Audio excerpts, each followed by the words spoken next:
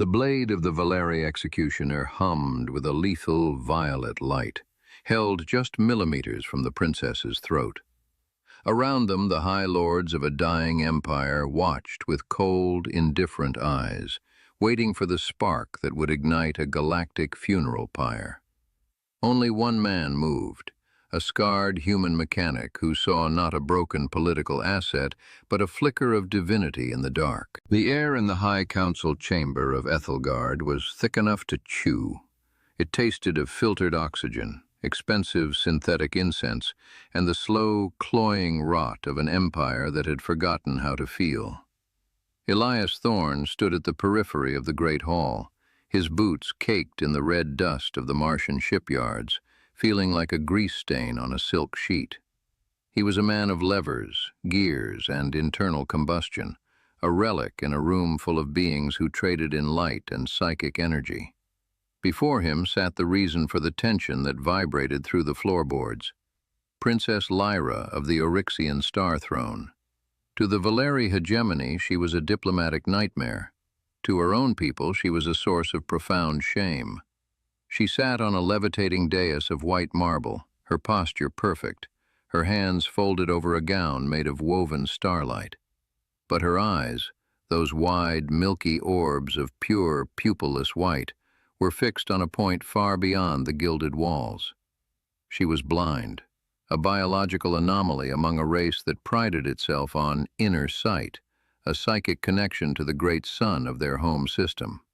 "The girl is a void," Grand Arbiter Voros declared, his voice echoing like grinding tectonic plates. He was a towering figure, his skin translucent enough to show the pulsing blue veins of his circulatory system. Her father, the Emperor, sends her as a gesture of peace, but we know the truth. She is a broken vessel. She cannot tap into the hive mind. She cannot relay the psychic coordinates of their fleets. She is a statue that breathes and eats, a burden no Valeri house will claim. Elias watched the princess.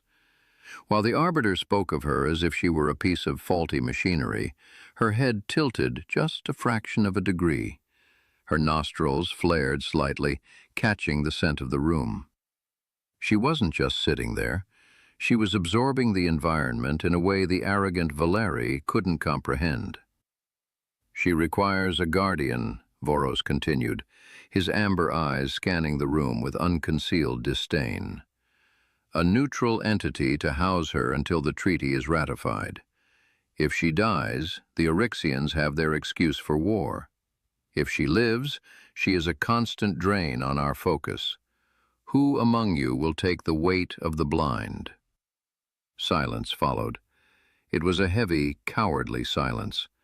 The lords of the inner worlds looked at their holographic displays, suddenly fascinated by trade manifests and orbital debris reports. No one wanted the responsibility of a princess whose very existence was a ticking time bomb. Elias stepped forward. The sound of his heavy, rubber-soled boots was a deliberate insult to the crystalline floor. "I'll take her," he said. His voice was a low growl, flavored by years of screaming over the roar of fusion drives. Voros turned his long, swan-like neck. "The human? Thorne, you are a scavenger. You live in the Rust Belt, a graveyard of ships and dreams. Why would a creature of your low standing volunteer for such a burden?" "Because," Elias said, locking eyes with the glowing alien, "I'm used to things people throw away. In my shop, broken just means the parts are still settling. Besides, my station is quiet. No one goes there unless they're already lost. She'll be safe from your court games." Lyra moved then. It was the first time she had acknowledged the world around her. She turned her sightless face toward Elias. He felt a strange, cold pressure behind his eyes, as if she were knocking on the door of his mind. "Human," she whispered. Her voice didn't come from her throat. It seemed to resonate directly in the air.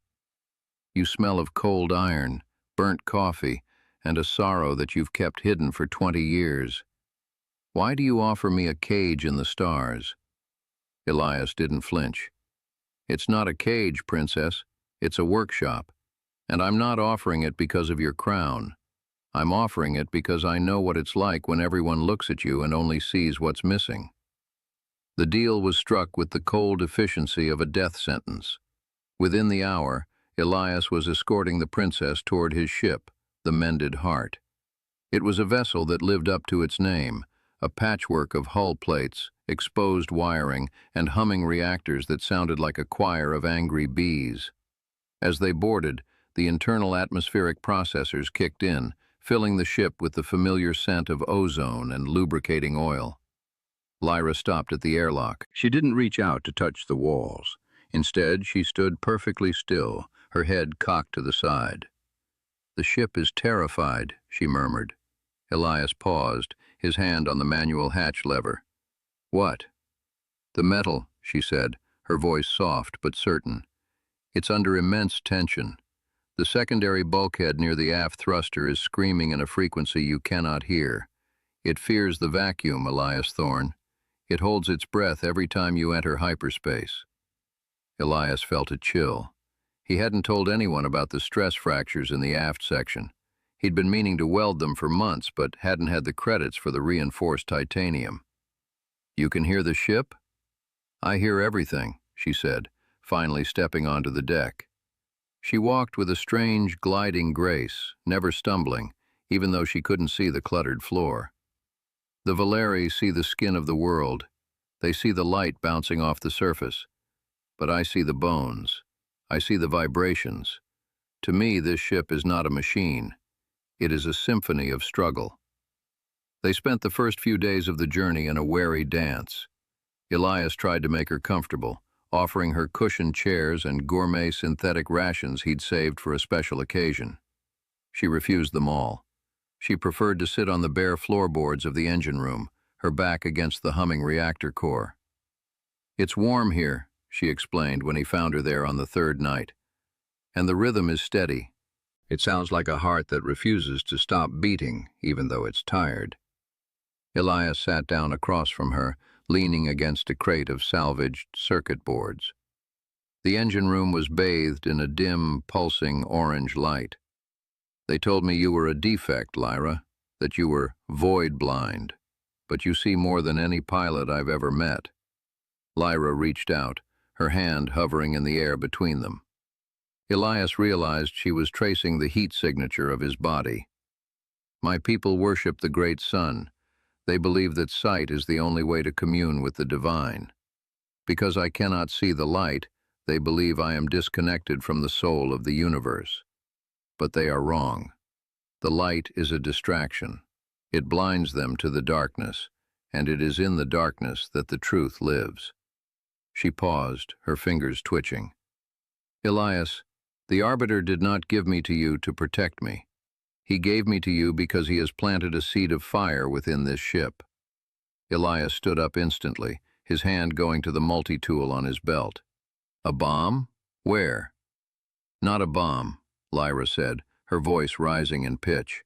"A beacon, a subharmonic pulse that is currently broadcasting our exact coordinates into the deep space channels. He has invited the scavenger fleets to our door. He wants us to be destroyed by pirates so he can blame the humans and start his crusade." As if on cue, the ship's proximity alarm shrieked. It was a jagged, discordant sound that made Lyra wince in physical pain. Elias scrambled to the cockpit, his heart hammering against his ribs. On the long-range scanners, 3 jagged black signatures were closing in. They weren't ships. They were predatory shadows, the unmanned drones of the scavenger wastes. "Hold on!" Elias shouted, throwing the ship into a violent roll. The Mended Heart groaned in protest. The stress fractures Lyra had mentioned began to scream as the G-forces tore at the hull. Crimson beams of energy sliced through the vacuum, boiling the paint off their wings. Elias worked the controls with a desperate, frantic energy, but he was outmatched. The drones moved with a mathematical precision that no human pilot could mimic. "Elias!" Lyra called from the doorway. She was standing perfectly still, despite the ship's erratic movements. "Stop fighting the light. You are trying to see them with your eyes, but the scanners are being jammed. You are flying into their traps. I don't have a choice, Lyra. I can't see them. Close your eyes, she commanded. Her voice had changed. It was no longer a whisper. It was a thunderous resonance that seemed to vibrate through the very hull of the ship. Give me your hand. Elias hesitated for a split second before reaching back. His rough, grease-stained hand met her cool, iridescent skin. The moment they touched, the world exploded into a new dimension. Elias's vision didn't go dark, it opened. He didn't see the cockpit or the stars. He felt the ship as if it were his own body. He felt the rush of fuel through the lines like blood in his veins. He felt the drones, not as dots on a screen, but as ripples in the fabric of space. They were cold spots in a sea of warmth. Now, Lyra whispered in his mind. Between the third and fourth pulse, there is a gap in their formation. Move like the shadow moves. Elias pushed the thrusters to their limit. He didn't look at the monitors. He felt the opening. The mended heart dived into a pocket of dead space, the enemy's beams passing so close they ionized the air inside the cabin. With a roar of manual overrides, Elias flipped the ship and fired the rear mining lasers. He wasn't aiming at the drones. He was aiming at the gravitational shear they were creating. The resulting explosion was silent in the vacuum, but Elias felt it as a triumphant chord in his chest. The drones were scattered, their sensors blinded by the sudden surge of energy. As the ship leveled out and the immediate danger passed, Elias slumped in his seat, his breath coming in ragged gasps. He let go of Lyra's hand, and the world returned to its dull, three-dimensional reality. "What was that?" he whispered, staring at his palm. Lyra leaned against the bulkhead, her face pale, her silver-veined skin dimming. "That was the truth, Elias. That was the universe without the filter of your eyes. It is exhausting, is it not, to feel everything at once?" "It was beautiful," Elias admitted. He looked at her, and for the first time he didn't see a princess or a victim. He saw a titan trapped in a fragile frame. But the reprieve was short-lived. The beacon was still pulsing. The Valeri wouldn't stop until the void-blind princess was a ghost. "We can't stay on the ship," Elias said, his mind racing. "The beacon is embedded in the primary reactor shielding. I can't cut it out without blowing us to hell. We have to ditch the ship." "Where?" Lyra asked. "The Obsidian Belt," Elias said, his eyes hardening. "It's a graveyard of dead moons and hollowed-out asteroids. The rock is rich in heavy metals that will scramble their sensors. If we can get underground, we might have a chance." They took an escape pod, a cramped, coffin-like vessel that smelled of stale air and desperation. Elias watched through the tiny porthole as the mended heart, his home for 15 years, drifted away on a pre-programmed course, acting as a decoy. He felt a pang of loss, a phantom pain in his chest, as the ship he had built with his own hands disappeared into the black. They landed on a moon known only as Cinder Prime. It was a world of black glass and freezing winds, a place where the sun was a distant, uncaring spark. As they stepped out onto the jagged surface, the silence was absolute. The cold bit through Elias's jacket instantly, reaching for his bones. He checked his pulse rifle, the only weapon he'd managed to grab. "They are coming," Lyra said. She was standing on the black glass, her head tilted toward the sky. "The Arbiter himself. He couldn't leave the task to drones any longer. He needs to see the light leave my eyes with his own." "Let him come," Elias muttered, scouting the entrance to a nearby lava tube. "This is my territory now. In the light, he's a god, but in the tunnels, he's just another shadow." They descended into the belly of the moon. The tunnels were a labyrinth of obsidian and basalt, twisting and turning in ways that defied logic. Elias used his torch, but the black walls seemed to swallow the light, reflecting nothing. "Turn it off," Lyra said softly. "I can't see a damn thing, Lyra."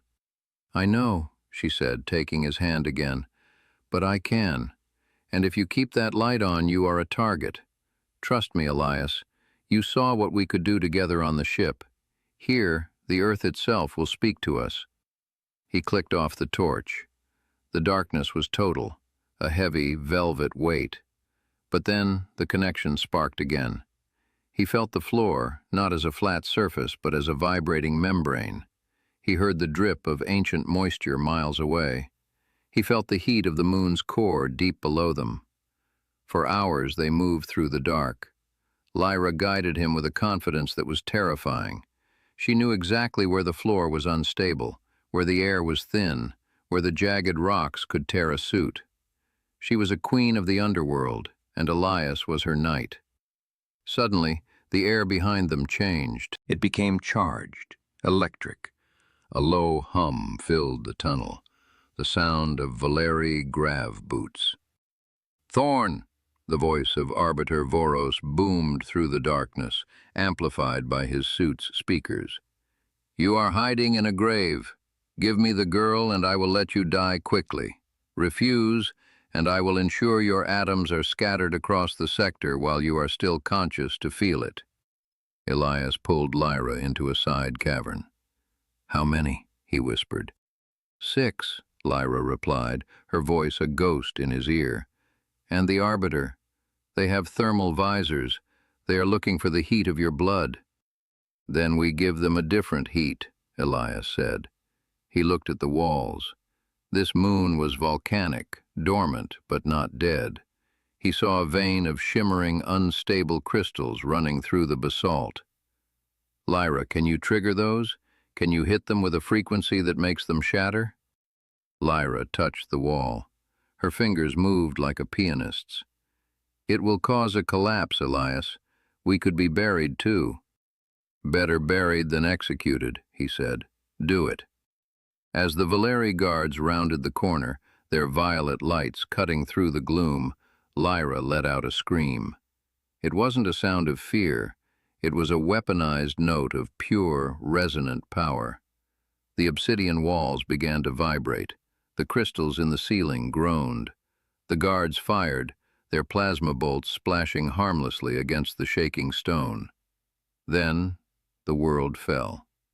Tons of rock crashed down, a deafening roar that swallowed the screams of the Valeri. Elias shielded Lyra with his body, the two of them huddled in the small alcove as the tunnel was sealed by a mountain of glass. When the dust settled, there was only the sound of their breathing. "Is it over?" Elias coughed, wiping soot from his face. "No," Lyra said, her voice trembling. "The Arbiter, he is not made of flesh like you. He is energy. The rock did not crush him, it only slowed him down." A section of the rubble began to glow. A white-hot light began to melt the obsidian from within. Voros stepped through the molten glass, his body shimmering with a terrifying celestial radiance. His armor was gone, replaced by a form of pure, burning light. "You think the dark is your ally?" Voros hissed, his eyes like twin stars. "I am the light of 1,000 suns. I am the evolution of your species. You are nothing but dust and grease." He raised his hand, and a beam of pure energy incinerated the ground inches from Elias's feet. Elias stood his ground. He was exhausted, his body was broken, and his ship was gone. But he looked at Lyra, and he saw the girl who had been cast out because she wasn't perfect. "You aren't a god," Elias shouted over the roar of the Arbiter's power. "You're just a bully with a flashlight. You're so afraid of the dark that you try to burn everything you can't see." Lyra stepped forward. She didn't hide behind Elias this time. She walked right into the center of the Arbiter's radiance. Her iridescent skin began to flake away, revealing a core of deep, midnight purple. "Voros," she said, her voice echoing with the weight of the void. "You worship the sun, but the sun is a candle in an infinite ocean of night. You think my blindness is a weakness, but it was a shield. It protected me from the lie of your light." She reached out and grabbed the Arbiter's glowing throat. The light didn't burn her. She absorbed it. The blinding white of the Arbiter began to bleed into the deep purple of the princess. The cavern was filled with a sound like a star collapsing, a high, mournful whistle that tore at Elias's soul. "No!" Voros screamed. "It's too much. The void. It's hungry." "It's not hungry," Lyra whispered. "It's just lonely." With a final blinding flash, the Arbiter vanished. There was no explosion, no dust, just a sudden, absolute return to the quiet dark. Lyra collapsed. Elias caught her, pulling her close. Her skin was no longer cold. It was pulsing with a gentle, rhythmic warmth, like a dying ember. "Is he gone?" Elias asked. "He is part of the silence now," she whispered. They spent days in that cavern waiting for the dust to settle. They eventually found an old mining ship in a lower level, a relic from a forgotten age that Elias managed to jumpstart with nothing but a wire hanger and a prayer. They didn't go back to the Valeri. They didn't go to the Eryxians. They headed out, beyond the mapped sectors, into the great unseen. Years later, on a small, lush moon on the edge of the Andromeda Nebula, a man with graying hair and grease-stained hands sat on a porch, watching the sunset. He couldn't see the magnetic fields or the singing winds, but he felt the presence of the woman sitting beside him. Lyra turned her head toward him. She was still blind, but she moved with a grace that made the stars seem clumsy. "The birds are coming home, Elias," she said, her voice full of a peace they had fought a galaxy to find. Elias took her hand. "I hear them, Lyra. For the first time, I think I actually hear them." In a galaxy that only valued the brilliant and the seen, they had found the greatest treasure of all, the beauty of the things that exist in the quiet, and the strength of the hearts that refuse to let the darkness be empty.